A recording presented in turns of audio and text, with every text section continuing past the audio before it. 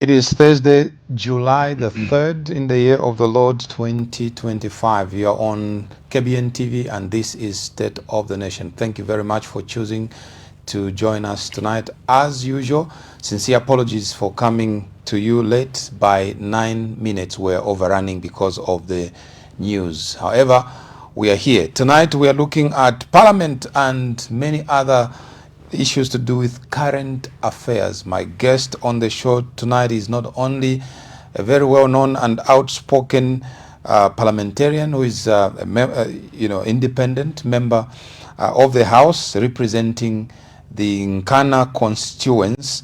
Today he's been handed down with a suspension of 1 week by the Speaker of the National Assembly. And I'm talking about the Honorable Member of Nkana, Honorable Binwell Mpundu. Welcome to State of the Nation. Thank you so much, Pastor. I'm very humbled for the invitation.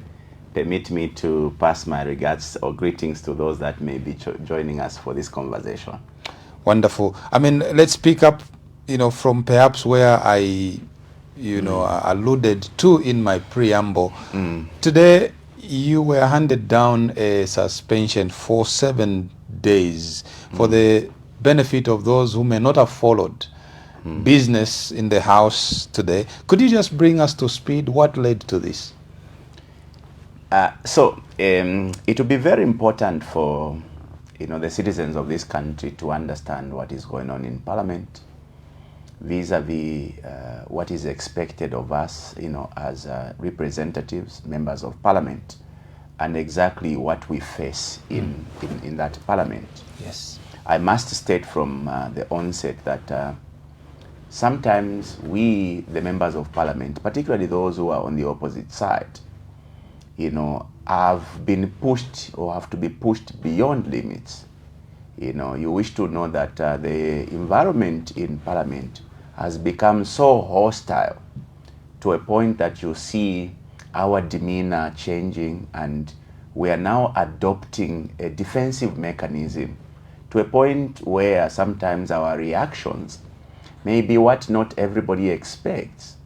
But you wish to understand that we are going through challenges that unfortunately a lot of people are not paying attention to. As an example, there's a lot of bullying going on, by the UPND, which goes unattended to by the speakers. Every time you stand in Parliament to speak, the levels of heckling, the unpalatable language that is thrown at you by the UPND members goes unchallenged by the speakers. Should you to try to do anything, as an example today, I have been chased out of Parliament for no apparent reason, Pastor. I think, and I want to challenge the citizens, that contrary to these small clips that you see circulating on social media that only depicts a reaction, people must start getting interest to understand, where has this reaction come from? I've always said that we are a country, unfortunately, that turns victims into villains. Okay? We focus on reactions and we ignore the provocations. If you follow the entire processions of Parliament, you then realize that the problem is not actually the reactions. The problem is where, the provocation that is coming. As an example, yesterday, which is, I think, where I've gotten a lot of condemnations because of perhaps the language I used. You realize that the same gentleman, the same member of Parliament who was bullying me is the same one who went in the path of Honorable Kapianga. You remember there's a clip on social media when Honorable Kapianga is referring to an MP as a Freemason. This is the same character who got into my path. So you must then begin to ask the questions. Could it be coincidence that the same person is always finding himself in crossing our path? Now, just to respond to what has happened today, why I've been sent out of Parliament, this is a build-up from yesterday. So yesterday, for the sake of the public, you wish to know, the Minister of Finance presented a supplementary budget. Now, a supplementary budget means a top-up to the budget we passed for 2025. So last year we appropriated a budget for 2025 to a tune of 217 billion kwacha. Now, part of the financing for the 2025 budget is loans. We are supposed to contract loans or debts to a tune of 15.6 billion kwacha. Now, midway, this is June, July now, the Minister of Finance has come back to the August House that, wait a minute, there are a few things that we did not foresee. So we have to adjust the budget, we have to give it a supplementary or a top-up. So he has come with a top-up of about 33 billion kwacha. Now, 33 billion kwacha represents 15.5% of the 2025 national budget. Midway the fiscal year of 2025, the Minister of Finance comes back to say, wait a minute, there are a few things that we did not foresee, so we have to now give a top-up of 15% of the national budget. Now, that's unprecedented in terms of quantums, but it also shows clearly the departure from what is acceptable in terms of fiscal management. It tells you that the UPND government is very indisciplined in managing the fiscal space. All right? Now, by yesterday, our conversation was around this supplementary budget, which again is coming with another portion of borrowing. To finance the 33 billion supplementary budget, Bamusokotwani is asking us to borrow another 14.8 billion kwacha.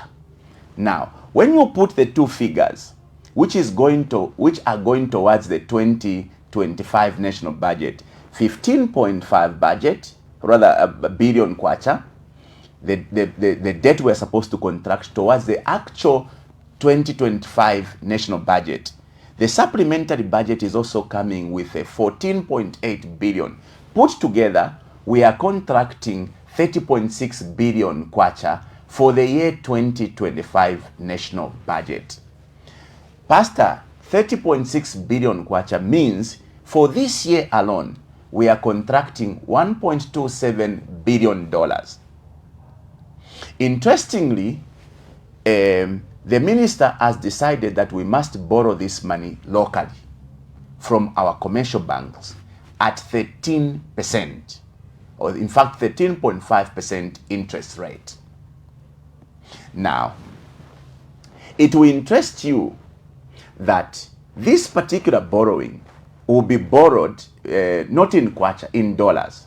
So in short, this is a euro bond. Okay, Eurobond does not mean we got a loan from euro. Every time you get a loan or you get debts in denominations that are not designated, not your own currency, it is termed a Eurobond. So we are contracting another Eurobond to a tune of 14.8 billion kwacha. Interestingly, we have to pay at least not more than 1% in handling fees. Now, yesterday, it will interest you that I raised a question to the Minister of Finance. Why are we borrowing? Why have we continued to borrow when the undertaking of the UPND government, when they were elected, was such that they are not going to borrow? Because you remember, UPND used to castigate the PF for borrowing. We had borrowed so much under PF, and the UPND's commitment was that we are going to depart from borrowing, meaning that we are going to find sustainable ways of financing our national budgets or our national economic activities. Down the line, 4 years down the line, you should know by now that we have contracted in excess of $6 billion in just 4 years. As an example, this particular year we are talking about, we are contracting $1.27 billion. Now, my question yesterday to the minister was, why are we borrowing? Could it be, and it was a very genuine question, could it be that the ministry or the minister could be getting a commission from the debts we are contracting? Because there's no justification, Pastor, that we must continue to borrow when we are endowed with so much mineral wealth. You said the minister mentioned certain things that were unforeseen. And so if he justified, you are saying we are borrowing needlessly. You reckon whatever reasons he gave were not convincing enough? Not at all. Because you see, supplementary budgets are, well, of course, provided for within the law. We can present a supplementary budget. But you see, when you continue supplementing your budget, it indicates, unfortunately, a serious, mismanagement of your resources, number one. It also indicates that you lack foresight in terms of prudent planning and execution of your budget. Because a minister of finance should have a foresight, should plan ahead, should see and foresee, should be able to predict that we may have this and that and plan for that. So supplementary budget indicates that your planning is poor. It indicates that you are indisciplined at managing the budget. It erodes actually the confidence of the public, because it means that you are not prudent managers.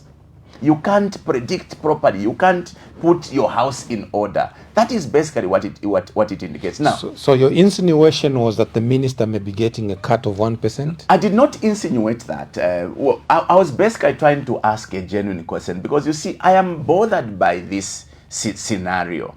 We are in a country where our streets are paved with opportunities in terms of mineral wealth. I was giving as an example yesterday the mineral wealth that has been discovered in Mufumbwe. Okay? Now, Mufumbwe is not an isolated case. We are endowed with mineral resources, particularly gold, that is easy to mine in almost every part of the country. If you ask anybody who is in Mufumbwe today, even little children are trading in gold today.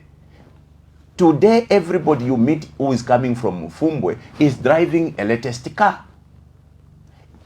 Stories from Mfumbwe are that young men are moving with 1, 2, 3 kgs of gold. When you have such resources, please look around, look on the internet and see how much gold is fetching on the international market. It begs therefore the question, why would the government continue to borrow when you are endowed with so much resources? Because at this point, the Minister of Finance could have come to Parliament and suggested we need to adjust our budget. We need to supplement our budget. But the resources, the revenues, should have at least been coming from such resources as the gold resource in Mufumbwe. So I am genuinely asking this question, and it's not the first time I'm asking this question. Why are we wasting these resources? Why are we ignoring these opportunities to finance our developmental needs, and we continue to rely on borrowing? Could it be that we are being motivated by kickbacks? Now, that is basically a question, but of course, I was censured over that statement yesterday to a point where I was being made to retract that statement. Now, as you noticed yesterday, throughout my submission in Parliament, I kept on being interrupted. Our friends from the UPND kept on heckling all the way to a point where I was forced to react. Like I said in my preamble, sometimes the environment gets so hostile that your reaction gets out of line. All right? Now, the viewers will be very interested to know that what are the assumptions around the commission, 1%. And if I don't know if you did the math, what would be 1% of, you call it 14 billion? Yeah. What is 1% of that? So let's assume, let's put this into context. This year alone, we are borrowing $1.2 billion. $1.27 billion. If there will be an arrangement fee for us to contract the $1.2 billion of 1%, it means that this country is going to pay $12.27 million in arrangement fees. Now, arrangement fees simply means a commission. There's no two ways about it.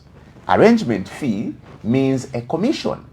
Of course, it would be unfair to say this commission is going to the Minister of Finance. But somewhere, somehow, somebody is getting this fee. The minister just needed to tell exactly the public through Parliament that this is going to the bank or it is going to whoever is negotiating, isn't it? Yes, and this is a very important, interjection you've put in.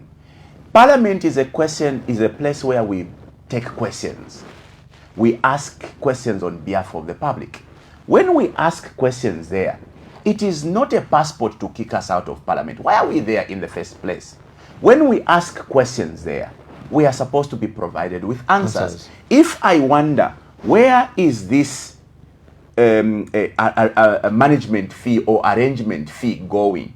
I think that the answer should be as simple as it is going to the banks or it is going wherever it goes. So literally, that is not a justification to kick me out for 7 days. So literally, for the benefit of viewers, you have been kicked out of the house for 7 days merely for wanting the government to explain where 1% of what we are borrowing is going. I will challenge every Zambian today.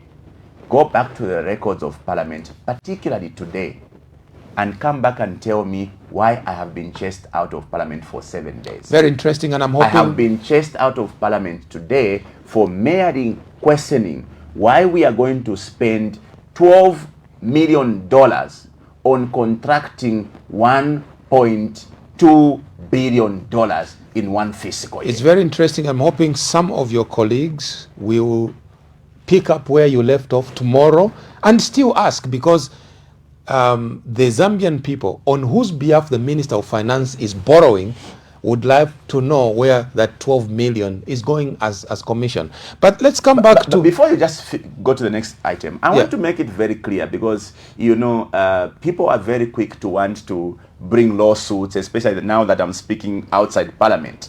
We are making this very clear that we are not making any allegation to the minister. We are merely asking, why are we going to continue borrowing to a tune of $1.2 billion in one fiscal year? On top of the $1.2 billion, we have now to pay $12 million in arrangement fees. Why are we going to pay? Because $12.2 billion, or rather million dollars, is a lot of money. It's a lot of money. It can service a lot of our people's needs. Yeah. So you can avoid that arrangement fee by way of us avoiding completely borrowing. And going to Mufumbwe. Go to Mufumbwe. Go to Kanyerere. Go to Mpika. Go to Mumbwa, where gold resources are in abundance. Right. Let's get back to other issues happening in Parliament. You called it a place where there's a lot of heckling and booing, and you are known, for saying "Uri mkulu sana iwe." Obviously, that's another reaction. But let's come to one big thing that has happened in the last week or so. The president guided the Minister of Justice to differ Bill 7, and the very next day of that instruction there was a ruling at the Concord, the majority ruling, where 4 Concord judges opined that the constitutional making process encapsulated in Bill 7 was fraud and unconstitutional. You are a member of Parliament. You were deeply involved, perhaps, although there was a funeral at the time, but you were pretty much involved in debating whether or not Bill 10 should proceed.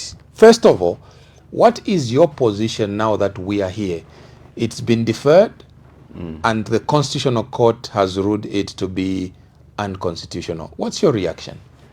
First of all, it's a very interesting coincidence that today the president says defer the bill. The next day, the Constitutional Court is ruling and calling the constitutional bill unconstitutional. Very interesting, coincidence. But for me, what excites me is that the apex court of the land has ruled to agree with the majority of the citizens that the approach taken by the UPND was extremely unfortunate for a country.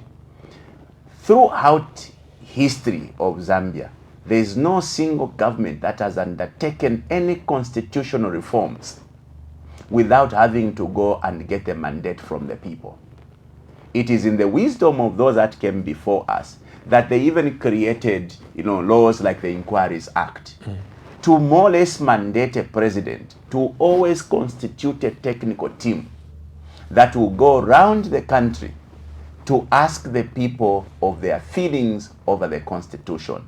Now, there must always be a distinction, and I've always argued this, that must be made, particularly our friends in the UPND. We can understand that our friends in the UPND are novices at politics and governance, but they cannot make mistakes such as the ones they are making to a point where you want to jump the gun in regards to constitutional reforms. You want to skip the most important of any constitutional amendment, the people. The legitimacy of any constitutional amendment is the people. They must be able to tell you, Vane, proceed with this and avoid that. The insinuations of the UPND suggesting that there's been a lot of other constitutional review commissions is flawed.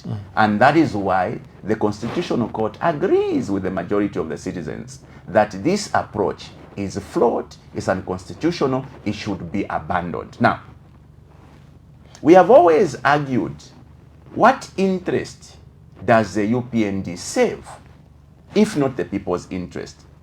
Because in this case of the constitutional amendment, every key stakeholder of this country had objected to us proceeding with the constitutional amendment.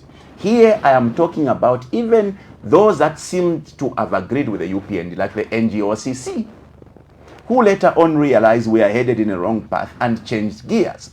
We are now talking the Law Association of Zambia. We are talking major mother church bodies. We are talking about almost every other a key stakeholder, like the civil society organizations, I think, who at the latter stage even decided to have a consortium, put up a consortium to fight this criminality that was about to be committed by the UPND. So for me, I am excited today that we've been rescued by the Constitutional Court. Maybe it gives me a sigh of relief that, alas, the courts are able to rise to the occasion as they've done at a very critical juncture as this one. But I think that the bitter lessons to learn here is arrogance. When you preside over the affairs of the people, do not be arrogant.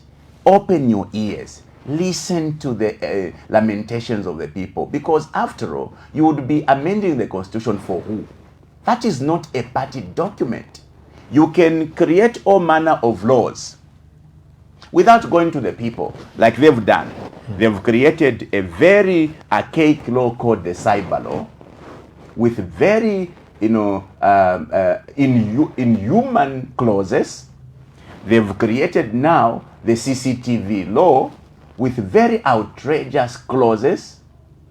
All these they've done without so much uproar from the people, because the law mandates them by simple majority. They can go to Parliament and enact these laws. Talking about arrogance, you call it, many people, such as the organizations that you cited in your examples, advised the government to recall Bill 7.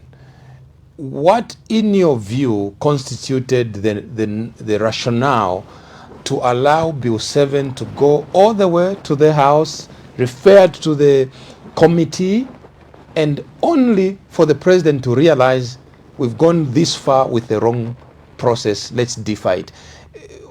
Wouldn't it have been perhaps prudent to stop the process before even this bill came to the floor of the House for consideration? I'm just trying to understand, from where you are seated, what could have pushed the government to ignore all these voices and wait until this matter is at committee stage, past first reading? Two things: arrogance and pride.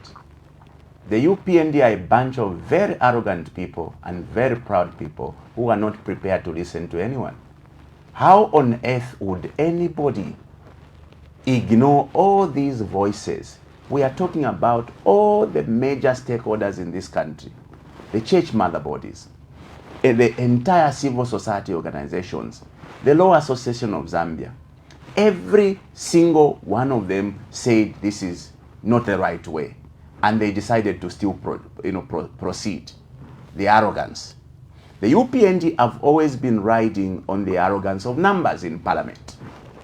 I want to believe that the UPND had done their mathematics to be able to coerce even other opposition MPs so that they can gather the 2/3 majorities they needed.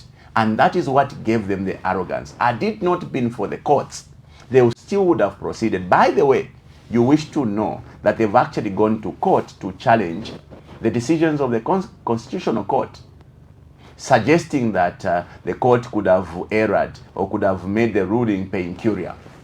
Right? Now that is, for me, something to worry about, because we've seen in the latest case of the late President ECL, where the court, the Constitutional Court, the apex court, decided to go back on its decision. I see a repeat of history in this instance. Wait a minute, Honorable. Are you saying that is an interesting, or it is something, an interesting development, or something to worry us? Because I'm seeing it from two perspectives. First of all, you have, highlighted the fact that the UPND, perhaps through whether the people who have gone to court have been requested by the UPND or they've done it on their own volition, we do not know. But the truth of the matter is this matter is being challenged. That was on one hand. On the other hand, you are also aware that while it is there are sentiments from certain sections of society that Bill 7 must not just be deferred, but must be withdrawn completely. With Laz saying it lacks the legal legitimacy as premise for any future constitutional amendment processes.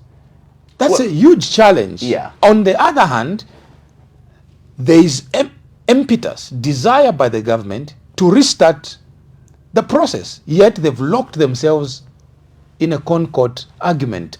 How do you see this unfolding? Well, we need to be careful now that this seems to be a matter that may be very active now before the courts. And I don't want to be cited for having jumped the gun. But what the public needs to know is that our friends have now gone to court.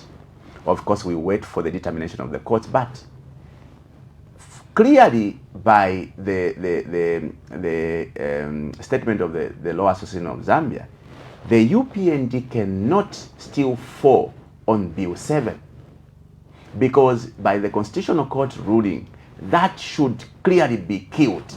That is why when the announcement was made that the president had instructed that the bill be deferred, I went to Parliament and asked the Vice President, shouldn't it be prudent for a government now to completely withdraw the bill? And later on that day, we heard the ruling from the Concord, which now justifies our position and our area cause that the government should completely, withdraw this bill. Now, our insistence on withdrawing comes from experience. Like they say, once bitten, twice shy. We've been through this episode before, as the case was when we were discussing, the cyber laws.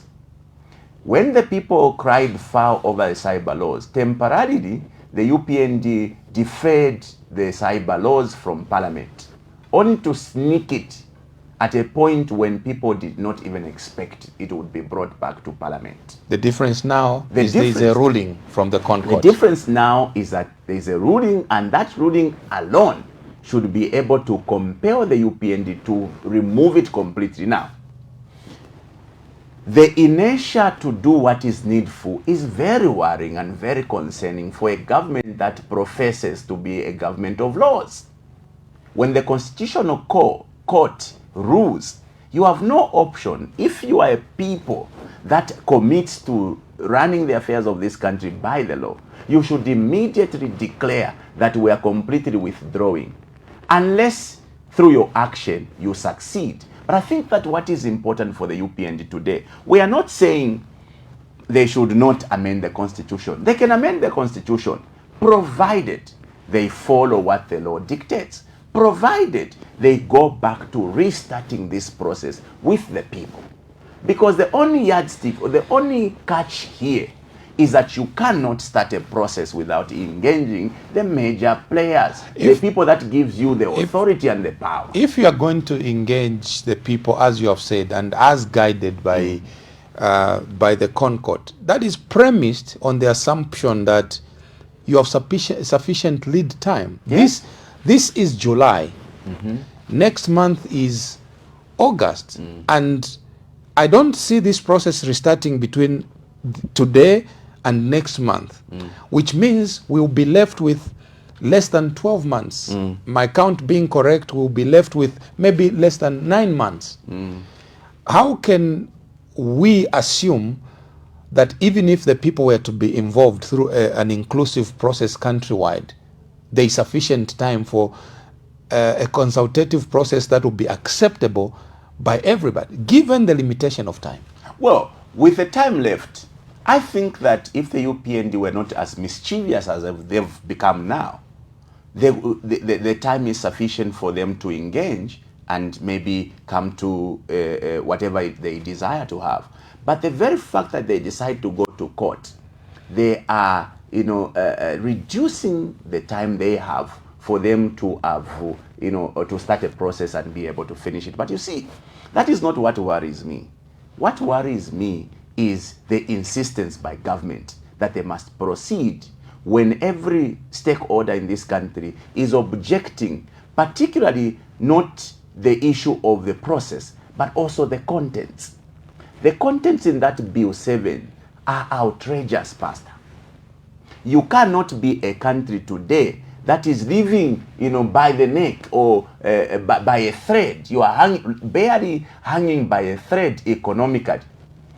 Okay? This government is struggling financially to a point where they've got to borrow $1.2 billion to finance the fiscal year of 2025. You now want to create other expenditure lines.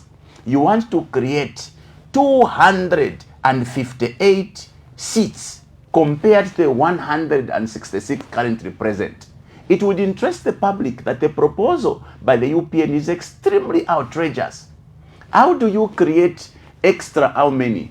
20 young people, 30 women, plus 55. 2 disabled, plus 55. Honestly speaking, in a country that is limping economically, the country that has gone to ICU economically as Zambia is today, you want to create all those cost centers? Let me pick your voice. Let me pick your line of thought right there. We'll come back to this. But since you've pushed me in the economic space, lately we've seen the minister talk about how the Kwacha, even the president was praising the performance of the Kwacha based on, in fact, today he said, had he not been the head of state, he would have been praising the government for all the positivities that are happening. And one of those things is the performance of the Kwacha, which has rebounded. It is on a bullish kind of performance. It has appreciated, lately. The Minister of Finance has talked about the economy performing well. You are painting a picture that is contrary to the position of government. You are saying we are hanging by a thread and we are borrowing. We're surviving by borrowing. So it is immoral, to paraphrase what you said, it is immoral for us to be borrowing, okay, and bloating the budget expenditure. How do you reconcile the two positions where the minister and the president are clapping for themselves, thumping themselves on the chest? Here you are saying we are barely surviving as a nation. I think that it's extremely unfortunate. It's a comedy of errors, I call it, for government officials to continue to sing praises for them, in regards to the performance of our economy today, when, all the indicators otherwise shows, the opposite. I'll tell you, the performance of the kwacha was basically cosmetic. If you check today, the kwacha has started depreciating. If I'm not mistaken, the kwacha should be going around 24 today. It's on its way back, okay, to where it came from. Now, you must understand that there's nothing special that happened to this economy to have led the kwacha to appreciate. Why the kwacha appreciated were many other factors, some of which borders on, geopolitics. For instance, other nations may be trying to run away from the dollar. That is the reason why we are having the kwacha begin to appreciate. Very soon you begin to see the kwacha going back, because there's nothing that was special that happened that could have necessitated the kwacha to appreciate. Now, the performance of the economy is basically measured by very simple indicators. How is the general, environment looking? How are people surviving in terms of access in the prices of commodities? That tells you everything you need to know. So that, praise, self-praise, suggesting our economy is doing very well, should have translated into results. People should now be able to afford the basic needs. The prices of commodities should have been seen going down.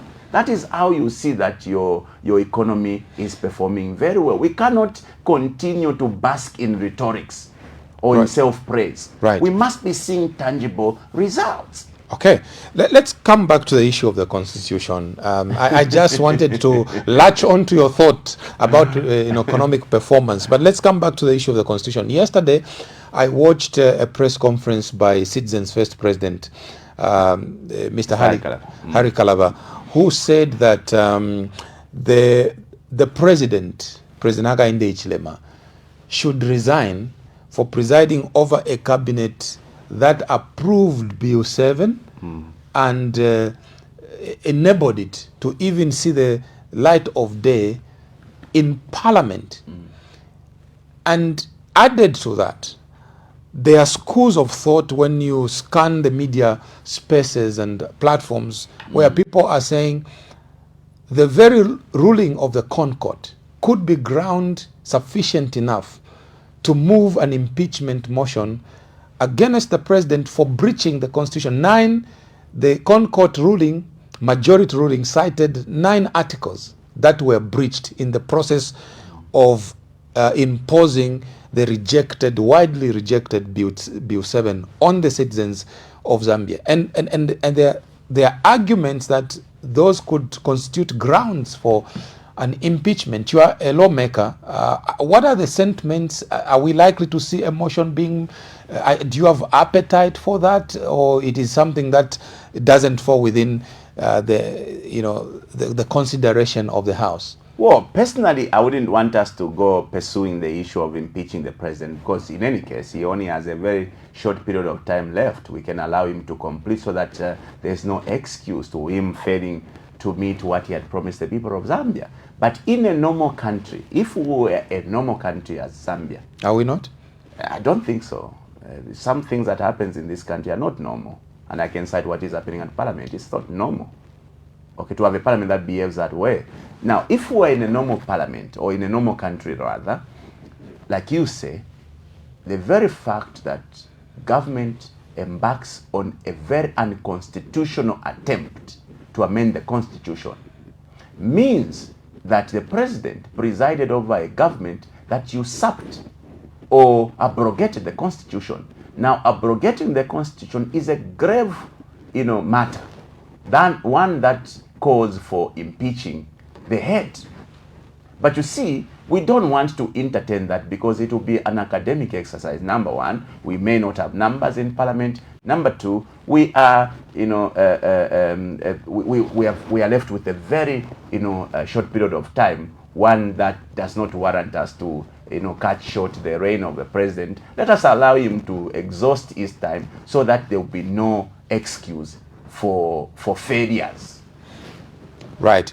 Now, let's go a little bit backwards to events leading up to all of this.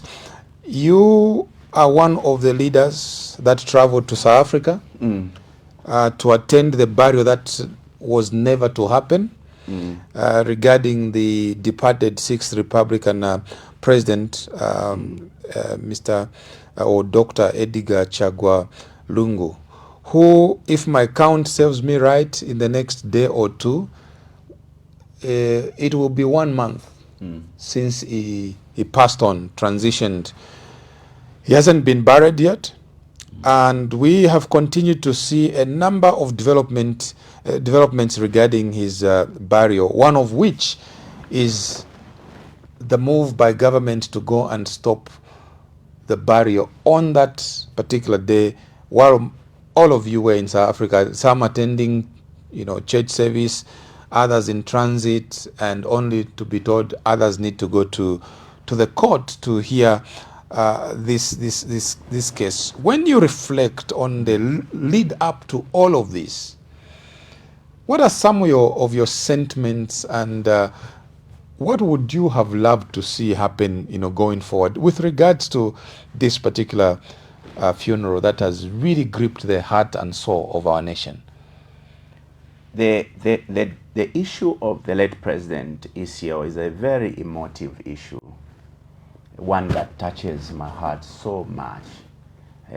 For me, I had a personal relationship with the former president, a man that gave me an opportunity to showcase what I'm capable of, providing in terms of leadership. And so I'm extremely indebted to the late president for the opportunity he gave me, which is why I'm saddened with the turn of events. It really puts us as a country at a very bad place, where we lose a man that has served this country, for so long, 7 years, and we fail to bury him 1 month down the line because of, these small squabbles. I think without adding salt to the wound, we could have done better.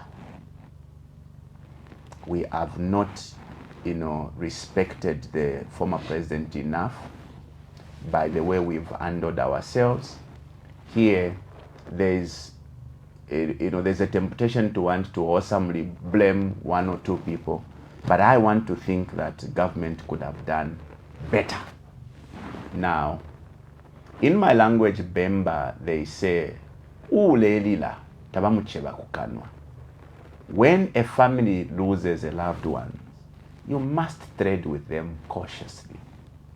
These issues of the law versus the needs of the people who are bereaved must be handled with a humane heart. Okay? You cannot continue to insist we must do this because practice dictates, ignoring the needs of those who have personally lost a loved one.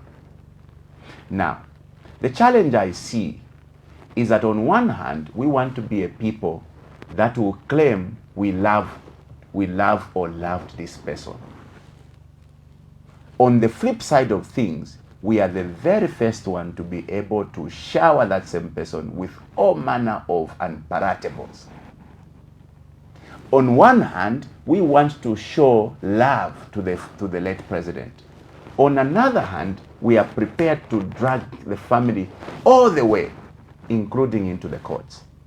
I think that, in all fairness, we haven't handled this matter very well. But I think we still haven't lost a chance to be able to do something right to a point where this death can unite the country.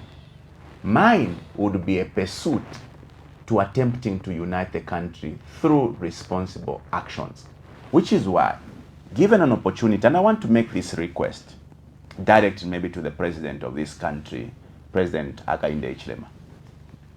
Where I come from, President Hakainde Hichilema, they say, amano yalafuma muifwesa yayana muchulu.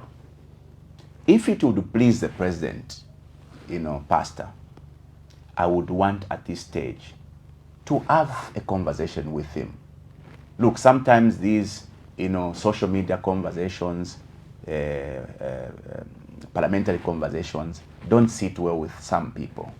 If it would please the handlers of the president, please convey my message to the president. I personally, as Binwell Mpundu, desires that we can have a better way to deal with the situation. The sentiments coming from different officials of government are not helping the matters. Maybe a one-on-one sit down with the president, I would be able to share and maybe learn from the president. So I'm making a request through this conversation to the president. I would want to sit down with him to discuss this matter and of course other pertinent issues like the borrowing, because I believe that his government can do better. So it is a painful subject, the loss of our president. As if that is not enough, it is painful to continue to drag the man beyond his death. I think that we can do better. It's become an international issue. The international media is really running away with this story. We have two graves that are still pending determination and closure, one here, one in South Africa. Let's just assume that, yes, we have a court case running. The government has exhibited desire, and I appreciate your desire also to speak to the head of state, but you understand that his administration, based on what we have read, in the media, attributed to the chief government spokesperson, the government has written to the family seeking an out of court settlement. And one wonders, could it have come a little earlier? Could the court process been avoided? What could we have done differently? Assuming you had an audience with the head of state, what are some of the highlights you would perhaps bring to the fore? I think that things were going very okay to a point where there was an agreement between government and the family. And, we all are aware that the family had agreed to have the late president be brought here. I think that somewhere, somehow, there was a mistake made on the part of government when they ran away from what was initially agreed. Even then, we still had a chance that we could have corrected the mess. To decide to go to court has added so much injuries. But even then, Pastor, it's not too late. What I do not think is the best approach is to continue to address this matter in the media on the part of government. Because the people that President HH is allowing to speak to this subject have, for lack of better terms, they don't have a lot of wisdom. That is why you find a minister talking about cases of the family members in the midst of these conversations. That is why you have a minister continuing to talk about this matter. We are going to, whether they like it or not, we will bury here, or we are going to. If I were part of government, or if I had to have a sit down with the president, part of what I would suggest is that for now, nobody should speak to this subject. We must privately engage the family and assure them, or at least listen to whatever it is that they are praying. Because look, what I feel should be the preoccupation of government is to ensure that the family brings the remains of the president here with no conditions attached. Because there's no other prayer we can make, the government should be able to make, other than to see the former heads of state being buried here. Meaning that if they desire that nobody should be anywhere near from government, let them. Because your interest is to allow the man to come and lie here. All right? Now, those are some of the things that we can speak to. Those who are in authority now, shut up for now. Don't engage the media unnecessarily. engage privately and send people that are responsible enough to a point where anyone who's going to speak must have level 1 authority from the president to speak with specific instruction and guidance to speak if they are to attend to or rather address the media. But I think that it is not too late. But we must realize we have a family here that has been subjected to inhumane treatment. To be told or to be stopped from burying your loved ones is so much a pinch to take. But they are human beings. They can be engaged in a much more humane manner, and an amicable solution can be found. I know this is a very difficult subject, but look, it is in national interest, in public interest, and we must address some of these things. And I'm happy that you are speaking to a desire to finding a lasting solution that is acceptable by both parties. Traditionally, a funeral cannot be cannot have closure. The funeral house still remains, as the case is in Chifwema. I believe there are people who came from the villages. They are still doing umulilo panse, and they're still cooking and all of that. Given the unfortunate turn of events, the government called off the extended period of national mourning. But the curse is now actively in court. There are family members who have gathered in Chifwema pending determination of this court case sometime in August. In the meantime, they still have to eat. They still have to attend to this or that. Where do you see government playing a role in all of this? Because I'm saying this, that even the extended services being offered to the family in South Africa, for instance, keeping the body in the morgue for longer than was booked is also an added cost. Are these some of the considerations that the government perhaps should begin to look at and say, what would I do if this was my own funeral, my own uncle, my own... There is the argument of public interest overriding the family immediate concerns with regards to bringing closure to this. What's your wisdom to all these issues? Pastor, I cannot, imagine being in the shoes of the Lungu family today. The amount of pain we have subjected that family is unimaginable. Here we are talking about emotional pain and also the pressure financially to be able to put up with this prolonged standoff. One would have thought that, like you suggest, government should be able to manage some of these costs as an example. But I think that government should now pursue the easier way to do this thing, to allow this to be closed. I want to believe that somewhere, somehow, we can find a window.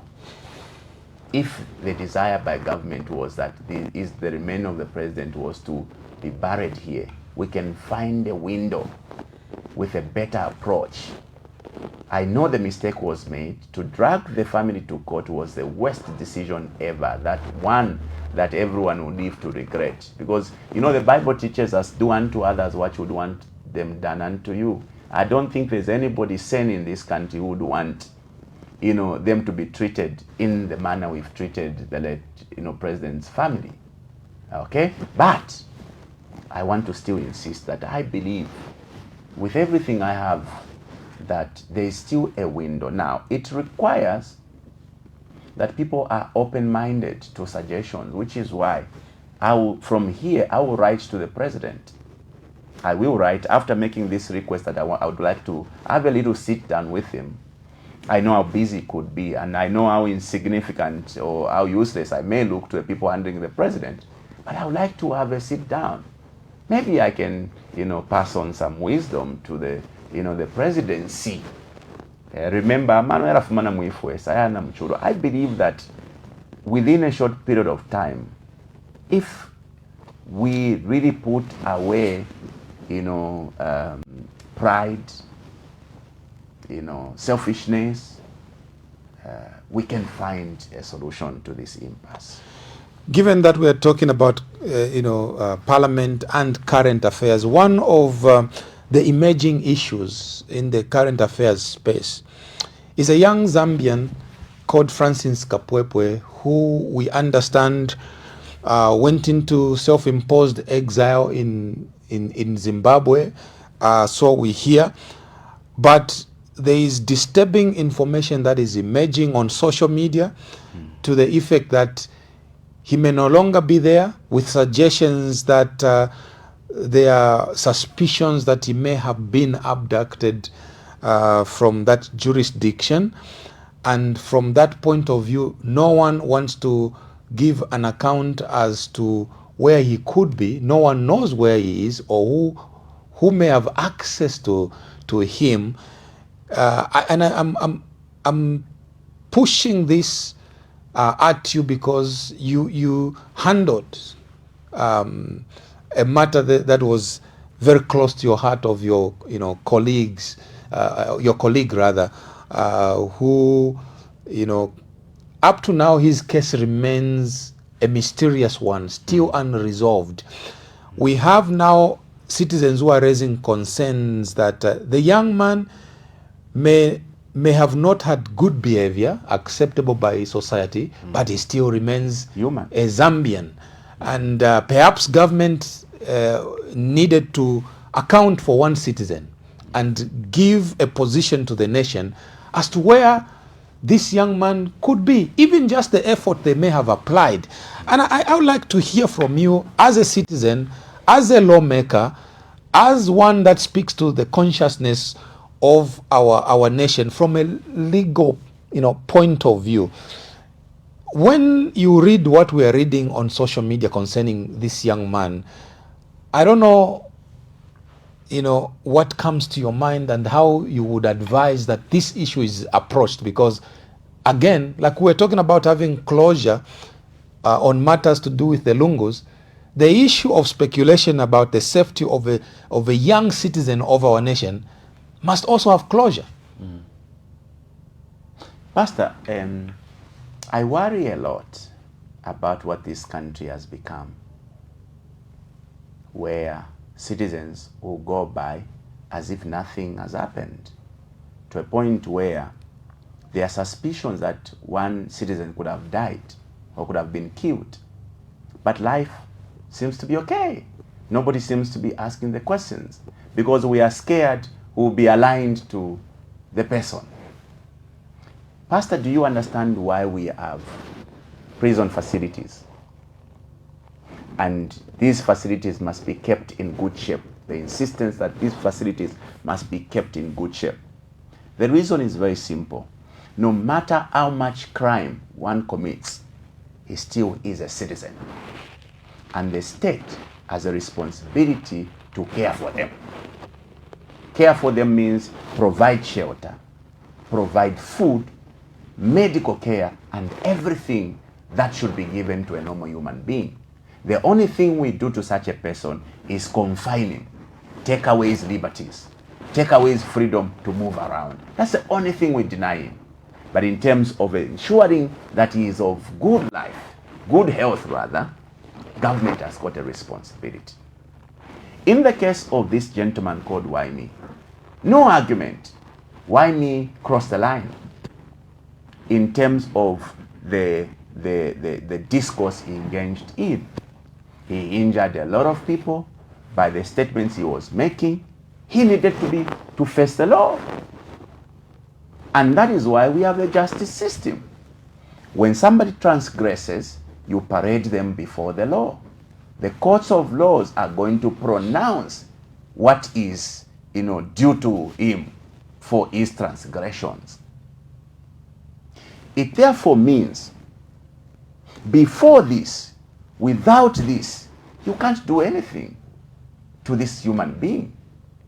And we must treat him as such, as a human being. Now, interestingly, in the case of Why Me, reports were written, or publications were written, on a number of social media platforms, some of which platforms are sources of authentic news.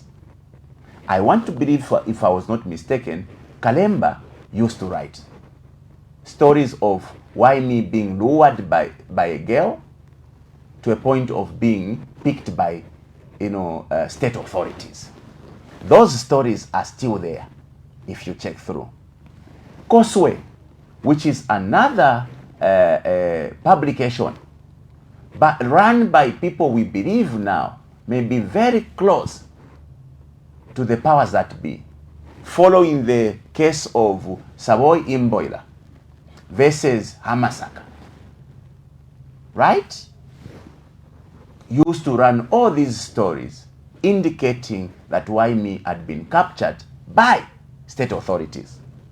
CIC, which is another UPND media, reported, and many other social media platforms, including individuals, reported to the nation to the effect that Why Me had been lured using a lady, and authorities pounced on him and he had been apprehended, to a point where there were stories of people being named in to have associated with Why Me.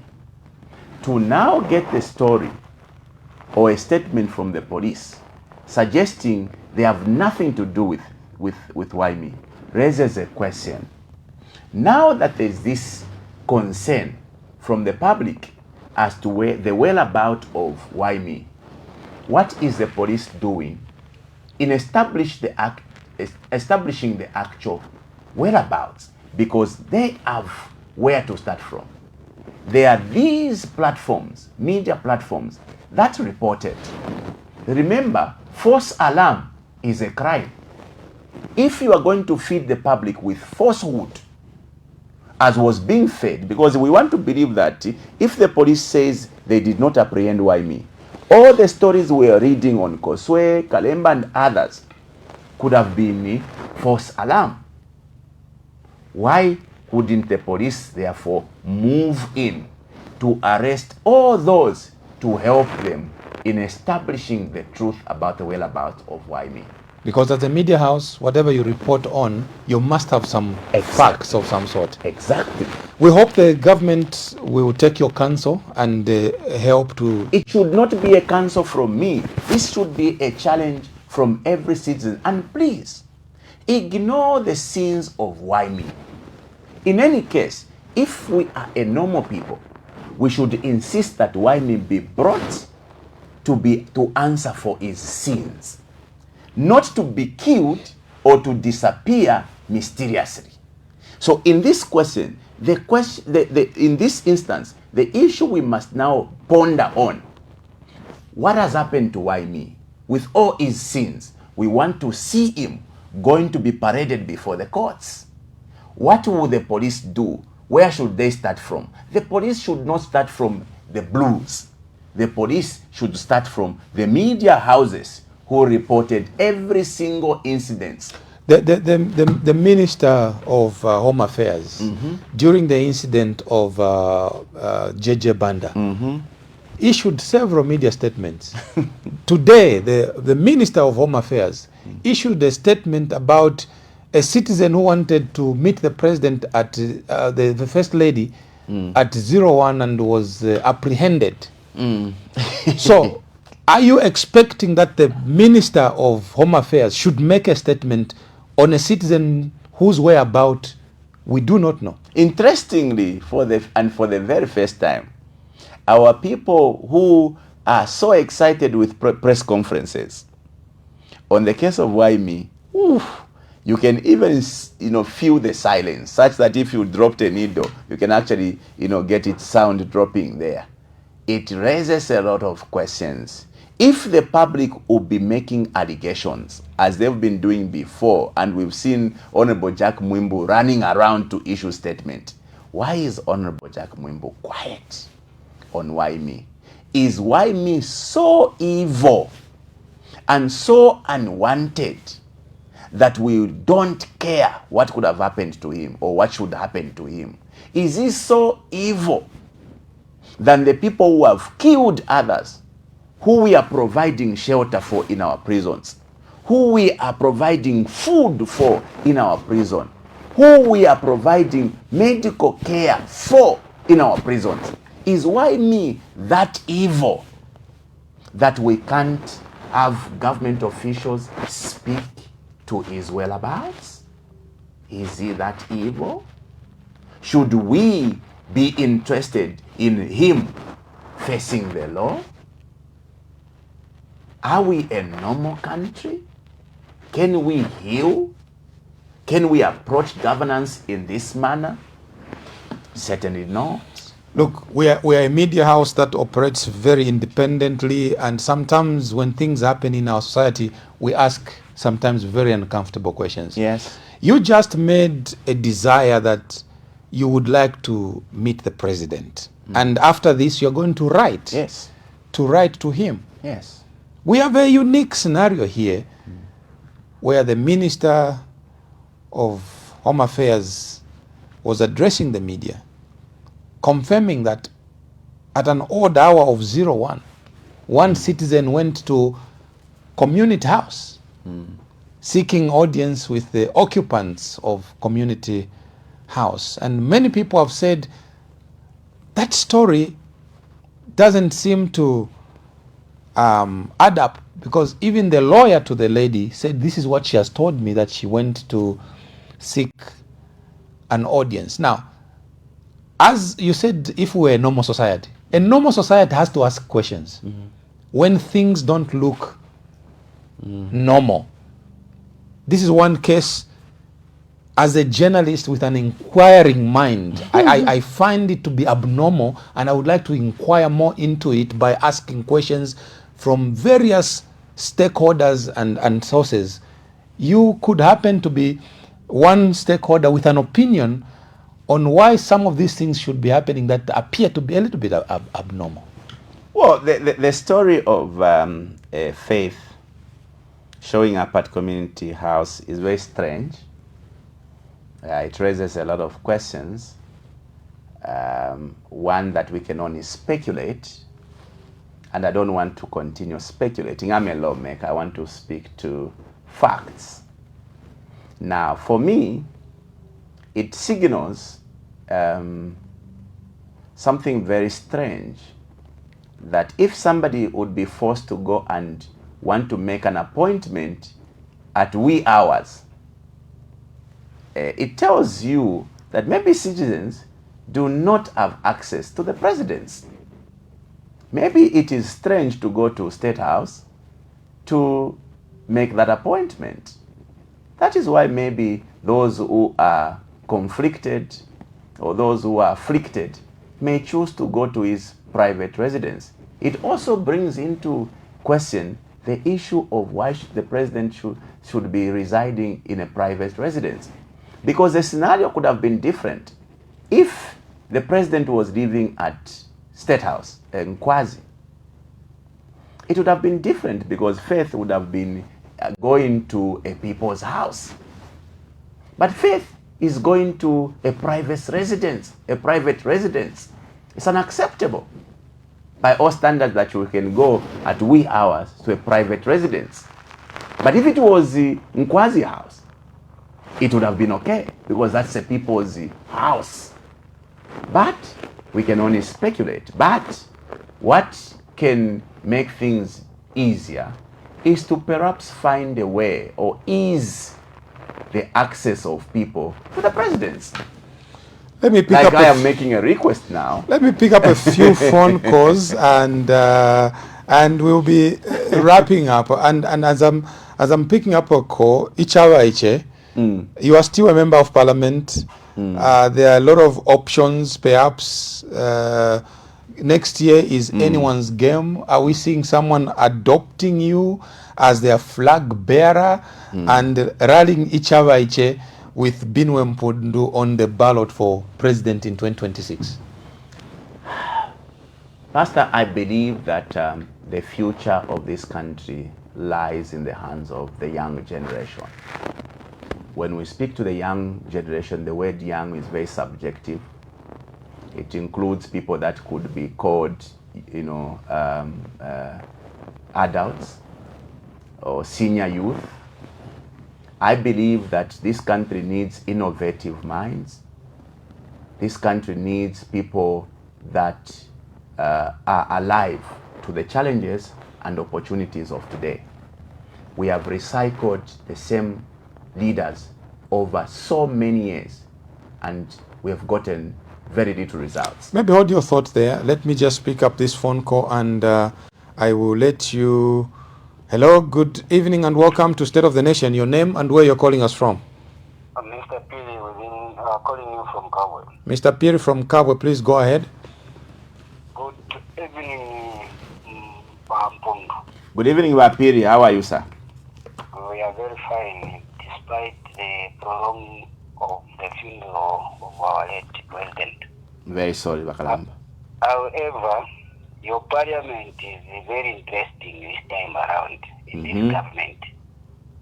For the first time, we are seeing the Speaker of the National Assembly acting like he is a supporter of a certain political party. And we are happy for the checks and balances that you bring out in Parliament. But we urge you not to relent or not to draw back, because you are pushing an agenda where certain individuals are exposed in Parliament. And we are for me, I'm very proud of you. I like your leadership, your resilience, and your boldness.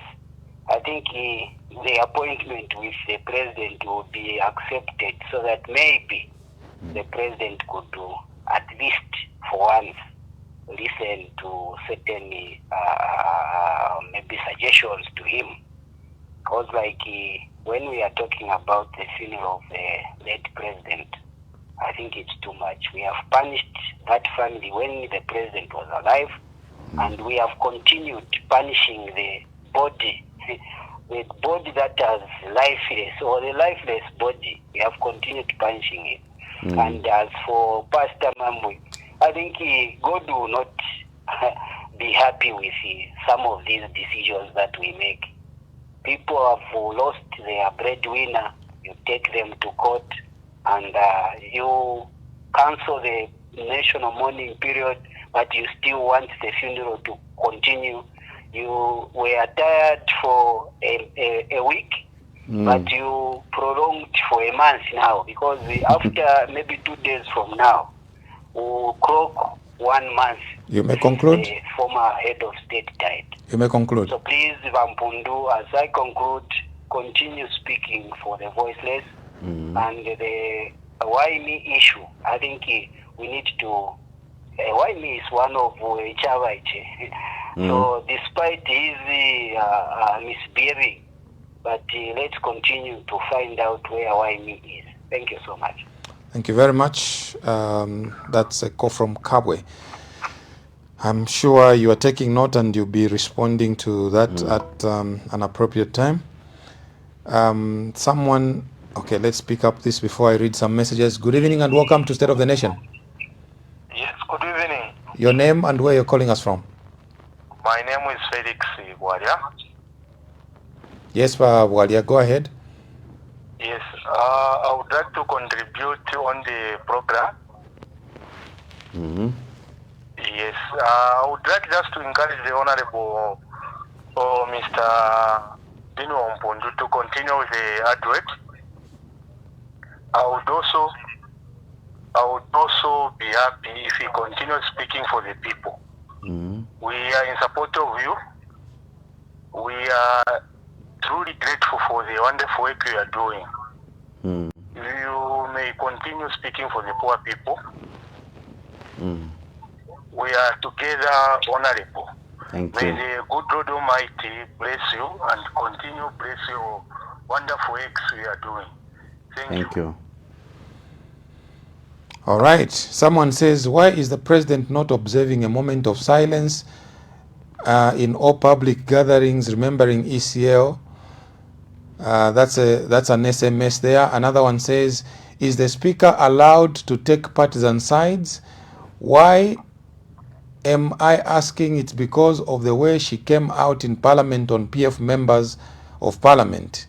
Okay, I'm sure you perhaps may respond to that, but here is my third caller and then I'll let you answer. Good evening and welcome to State of the Nation. Your name and where you're calling us from? Mukamba na Mwami Kalenga. Mwami Kalenga, where from? Within Lusaka. Please go ahead. Tayamikira. Bwanji bahona ribo mstudio mo. Bwino muni bwanji bakalenga. Awe kiliba moyo ife. Zikom. Yinde. Mukamba bwino maningi bahona ribo. Chazo na chini ya kama changu chipikizani kutikambira kwa sema Zambians. Otherwise we are under pressure under this new Don government. Takabla nkani ya lamulo ya mine amendment. Inachika chondabwisa. Ba UPND kuchoka chipiwa nali opposition zokamba sitakabwea za ruling aziko through the rule of law. Biwanengera mpawa bakamba chimozi. But chindabwisa nchakuti ba president ba ruling aziko no through rule of law. Ma MPs ba wonse bakamba kuti wakonkamala mulo. Nanga chinabwera bantu yambe na amendment constitution hii popanda ukonkala mulo. Nanga nchakuti nali konkala mulo ngasona bashushe bakoti that means inali ni illegal. Manje chingabwele bwanji kuti ba president na ma MPs vena ba taking illegal vintu famini baona kuti sikili bwino waelo bakamba kuti I'm going to rule this nation on the rule of law. Maona so when mkona kwa nunga ba president even in some of these their ministers or maybe MPs they are not following the law. Maona chabinti pa mchauti asikonkala mulo kubwela nkani ya economy ya rubana kupacha pichirungamo ya rubana mlanutaka yangana malai nje mnachita bwanje attendiza kuti bwanje kuboosting economy batenchoni pali lero balepera kuti bwanje control energy. Maona hivi na mimi bakamba yata bweza kumafuta bwanje kulimba na bali ndiction na bili konse bali bachinja hapa malaiki every time kwamba last year ni ma stories tabia hii by September nchipachinja bakarabu ino malaiki ataka chebu ino hii by December hii hapa tata import 780 megawatts zitafakamu ndalama maniki ma budget na hivi kukamba bali beti Mwami Kalenga kulibe. Maona so manje batu za TI by December tizache tekela bwanje mlandu onse madeza junior mentili mamecha chokamwe nzakamba that's a road shading. Maona, but still we can road shading like in 5 hours. How can you boost the economy in that way? So economy yaba new don yapa kama chabe kuti bichitike vile peleka bano ta benefit ni ma countries yena even abano bata comments ija bano ta benefit ni manabiga nzabena ngusezanka mtakire so chabe tikabuse banje economy mkiraso so bani bole pera ba siko mkambili ziko Mwami Kalenga. Maybe you can respond to those three causes. You see, I do share with the lamentations of Mwami Kalenga. First of all, he says, "Don't stop talking," and I asked a question today after I was chased out of Parliament. Pastor, if the Zambian people feels that I should stop talking, I can stop. I will not lose anything, even though I'm going to be haunted by my conscience. Because I would have betrayed the people who gave me a mandate to represent them. To represent the people of Zambia means I must continue to hold this government accountable for both their actions and inactions. And if that is going to see me being kicked out of Parliament, if that is going to see me being insulted, I am ready. But if the people of Zambia wants me to stop, I can stop. I can stop. After all, by everything we are doing today, it's a risk.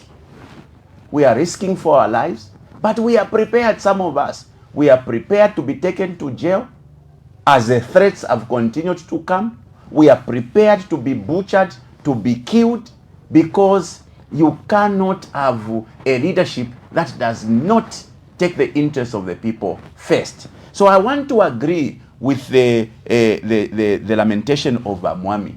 This is a government that has failed to deal with the issue of electricity. People are suffering because of this issue of electricity. Meanwhile, they prioritize exporting to neighboring countries. Botswana, Namibia, they are proudly, living in the light, in abundance of electricity, thanks to the people of, or rather to the government of the Republic of Zambia, who, at the expense of its citizens, are exporting power, allowing the citizens to be in darkness. Businesses have died. Small businesses, saloons, barber shops, butcheries, welding, businesses, they've all died. Small industries have all collapsed because of these challenges of electricity. The other day they were celebrating the 100 megawatts of solar. Unfortunately, the 100 megawatts of solar is nothing. It's gone to the mine. It's gone to the mines. In fact, out of 100 megawatts, maybe it's only 25. You need to understand how solar works. Okay? So this government needs to pull up its socks in meeting the aspirations and the needs of the people. And it won't work in silencing the people. Bapiri of Kabwe is asking, Busheba speaker, niba kada, because they've been acting like cadres, taking sides. The statement that was made by Speaker Neri Muti towards the PF was very unfortunate. The speaker, once elected, should not put on a political party cloth. You can't go castigating a political party and what they are doing and not what they are not doing. That is not your job. The job of the speaker is to provide leadership in parliament, not to be involved or to meddle in the affairs of a political party. It is very unfortunate that today we have speakers who are so excited and showing it very openly, so biased to a point where ababaliuku, it is okay nang bapange chongo, even if they insult the ones who are on the other side, it is okay. But should the other ones on the other side try even to cough? I remember Pastor Mambo one day, but speaker, ukunkaripira nishuleseka.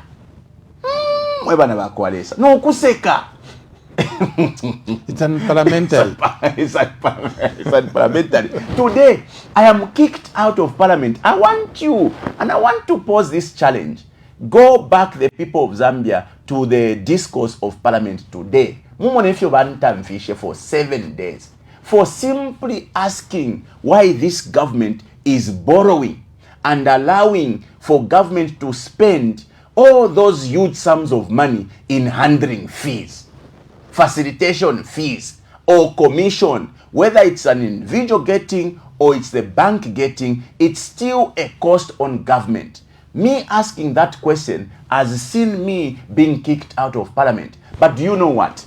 The citizens of Zambia, most of them, I know most of them are praise singers. They are not focusing on the real matter. This government borrowing 1.2 billion in one fiscal year. They are not focusing on this government spending all those sums of money on facilitation fees. They are focusing on Binwell. Over Binwell, now from parliament. We, the people of Zambia, should for once take a time and ask, why is this reaction coming? Where is the provocation? Who is provoking these people? I have been called Sujilite before. You were Mr. Sujilite Kalafie. You were Sujilite Kalafie. I have been called Kasongo, including by the vice president. Last Friday, my vice president, Nebo Kasongo. I was just wondering, we should Nebo Junior Kasongo, because I know Kasongo somewhere. So people don't take time to understand, why are the opposition being provoked?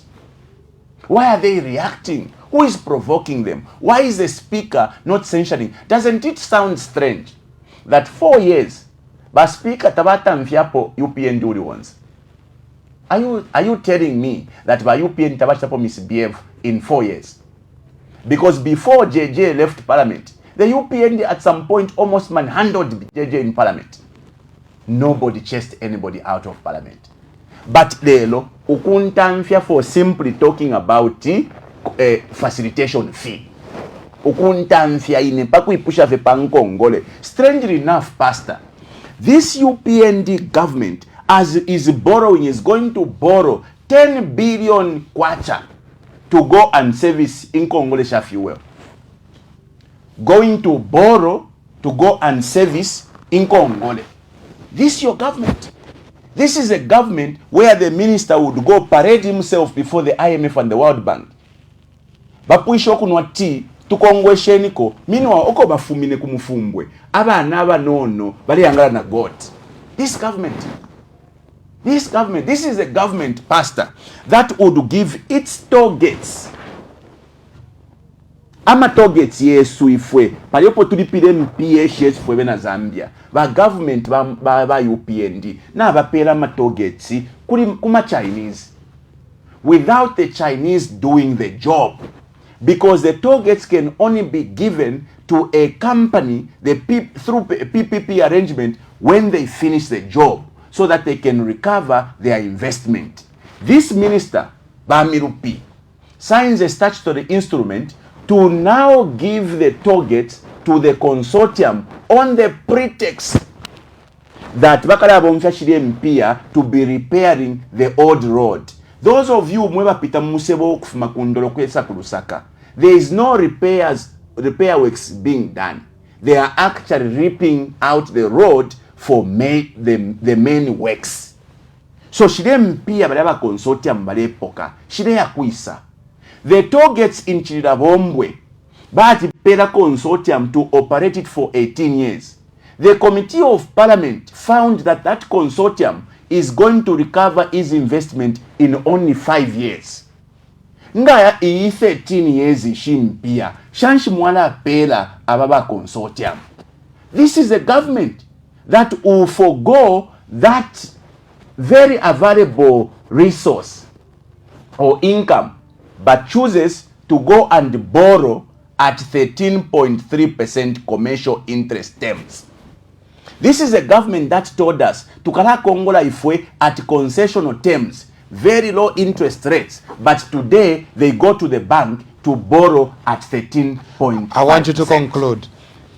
Pastor, all these lamentations, fionse fifi bifile chitikamuchalo, leads to one point: leadership. Sadly, this country has derailed. This is what this country has done. It has derailed. There is no leadership. Interestingly, sir, we have less than 1 year to go to the next pause. The question the Zambian people must be asking: who shall we entrust power in?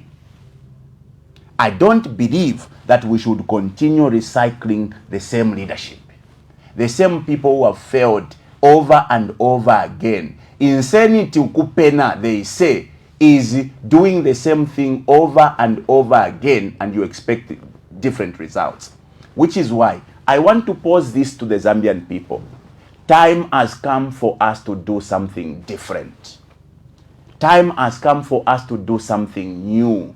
To try out, like in a game of football. You may not change the game, but you can change the players. Time has come for us to trust the leadership of this country and trust the leadership of this country into the hands of the new generation. Because through their innovations, through their being alive to the challenges and opportunities, they can perhaps help transform this country into an economic giant that we so deserve. Time has come that we must fall back on our resources. With prudent management of our resources, this country cannot continue to borrow and borrow recklessly as the Minister of Finance is borrowing today. That time has come for us as the Zambian people not to cry or to wonder. The solution is here. Let us all, like in 1990, come together through the movement for good governance, especially if you are of this generation. If you are a young person in inverted commas, we are inviting you to join this initiative, which is allowing young people to come together to have a say in the affairs of this country, because time has come for a paradigm shift in terms of the leadership of this country. Yes. There's so many calls coming in. There are so many SMSs coming in. I wished we could stretch this by another hour or so. I could see you are still very much loaded. Perhaps we needed more hours, a repeat of this, version 2. Yeah. But that's State of the Nation, and thank you so much for keeping us company. My guest on the show tonight has been Nkana, independent member of Parliament. That's Honorable Binwell Mpundu. We've been looking at Parliament and a number of other current affairs. Until next time, my name is Kennedy Mambwe, and on behalf of my producer Rachel Chipwende, and indeed the director on duty tonight, William Chongo, the Lord bless you and keep you. Until next time, bye-bye.